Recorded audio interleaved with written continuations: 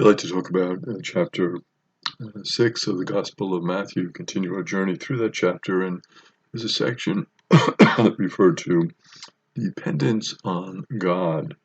It covers quite a few verses, verse 25 to 34 of chapter 6, and raises some very interesting questions for us about our relationship with God. In this section, Jesus does not deny the reality of human needs. There are things that we need certainly for our survival. We have certain things that we really can't live without, but we always make the distinction between what we might need and what we might want, what we might desire. Jesus says about our human needs that your heavenly Father knows that you need them all. So God, who is the source of all knowledge and who knows all and is very understanding of human nature, certainly, knows our various human needs and knows what they are, is aware of them. But really, what this teaching about dependence on God implies is that we should not make those needs the object of an anxious care. Certainly there are things that we need, but when we raise to the level where we become anxious of those things, we worry about them. We worry about, will we have them tomorrow? Will we have them the next day? There's this obsession with our needs. Because what happens, Jesus says, is that we can become a slave to those needs, that those needs can become more important in our life than anything else. So Jesus says, don't worry about your life. Don't worry. Well, what about worry? A worry that leads to divided loyalty. Because when we worry, we concentrate so much on our worries. We become so concerned about our worries that we can forget about everything else. And so the worry can really lead us away from God and from other people, from our relationships. And ultimately, what that can lead to is almost an exclusive concentration on material possessions. So we become worried about them, and that worry feeds more worry, and then it leads to just, well, what about all of these material needs? Am I going to have them? We become so worried and so caught up in them. So Jesus starts out saying, well, what you will eat. Certainly that's a big need for all of us. We have to eat. We have to be concerned about that. But what about the person who finishes one meal and is worried, well, what am I going to have for my next meal? What about people that, they wake up in the morning thinking about, my dietary needs for the day and what I'm going to have, and they become so concerned about all of that, that it becomes for them everything. They're everything in life, what they will eat. Or, Jesus says, about your body, what you will wear. And again, wearing clothes, it's important. We need to be safe. Certainly we need to protect ourselves from extremes of heat and cold. And clothes are important for our body, for our material well-being. But can we become too much concerned about our clothes? And so concerned about our clothes that we create really this environmental catastrophe from clothing that we are faced with presently, where people have so much clothing and then have to dispose of it. And where do you dispose of it? And where does it wind up? And are we creating a problem environmentally in terms of disposal of clothes? And then on the other hand, people become so wrapped up in their clothing and worried about the clothing that and have so much clothing. Where am I going to store this clothing? They run out of room to even store their clothing, and they forget about, well, I have this new outfit. I never wore it. Oh, I've discovered it, 2 years later.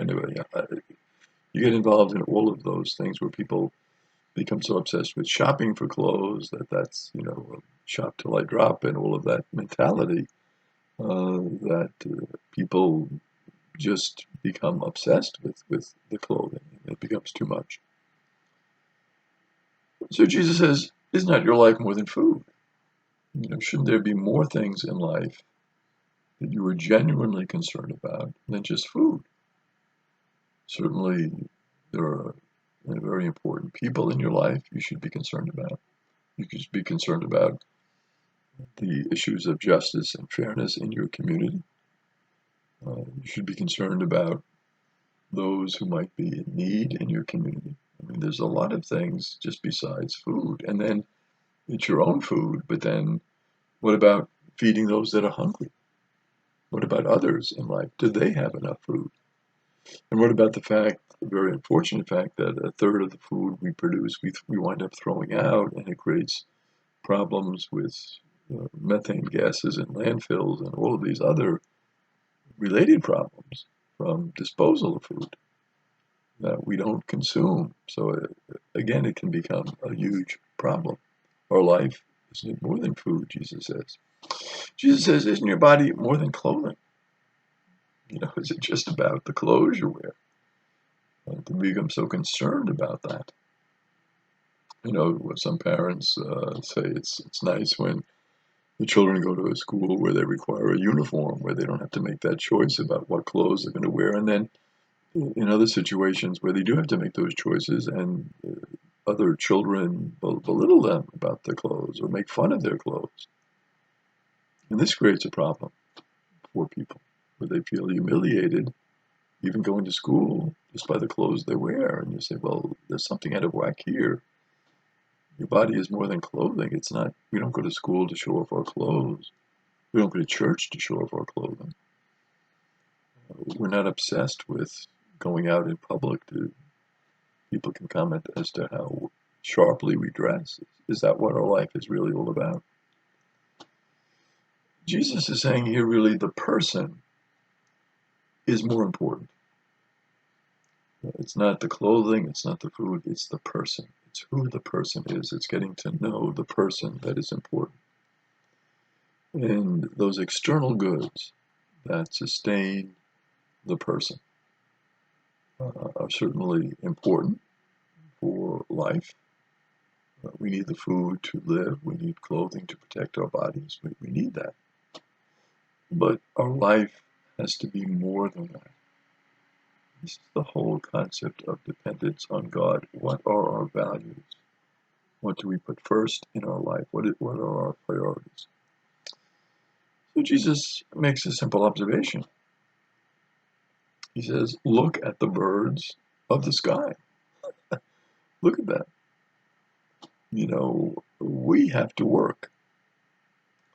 But what Jesus is saying here is, and pointing out to the birds, well, a few people work as hard for a living than the average sparrow.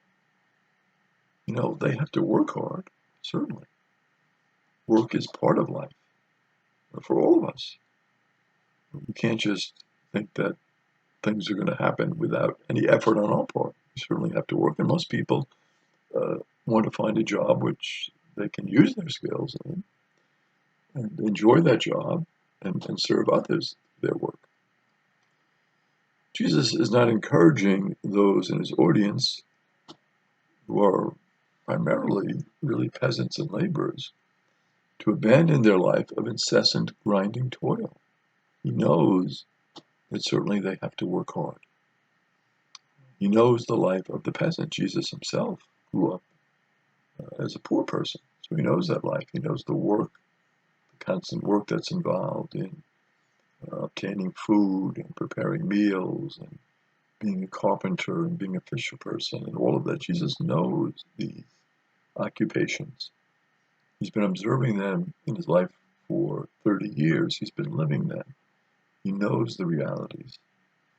So Jesus is not an anti-work person, but he's saying you have to keep it in perspective. Look at that birds in the sky. What Jesus is recommending here is your anxiety about those material things should not exceed the labor that is required to secure subsistence. So we certainly have to labor. That's important. It's important that we do it well, but not to the point of obsession and worry and anxiety about it. Always to work hard, to do our best, but then ultimately, after we have done that, to put all of our efforts in the hands of our God.